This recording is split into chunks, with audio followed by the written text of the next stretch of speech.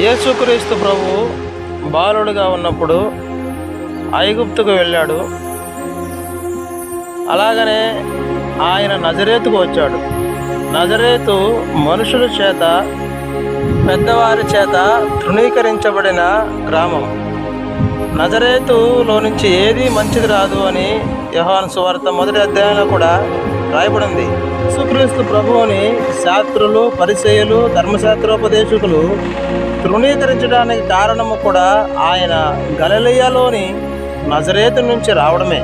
యేసుక్రీస్తు ప్రభువు తృణీకరించబడ్డవాడయ్యాడు. యూదుల చేత, ఇజ్రాయేల్ ప్రజల చేత తృణీకరించబడ్డవాడయ్యాడు.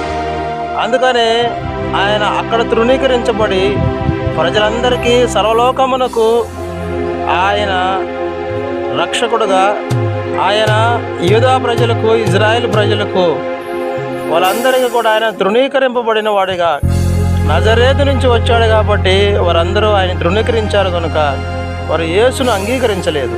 అలాగే ఈ రోజుల్లో కూడా చిన్న కులం వారు యేసుక్రీస్తు ప్రభువుని అంగీకరించారని పెద్ద కులం వారు కావచ్చు, పెద్ద మతస్థులు కావచ్చు, యేసును అంగీకరించట్లేదు. యేసుక్రీస్తు ప్రభువు అందరికీ ప్రభువు. ఆయన అందరి దేవుడు. ఒక కులానికో, ఒక మతానికో ఆయన దేవుడు కాదు, అందరికీ దేవుడు. కాబట్టి యేసునందు విశ్వాసం ఉంచాలి. మీరును మీ ఇంటి వారును రక్షణ పొందుదురు. ఆమేన్.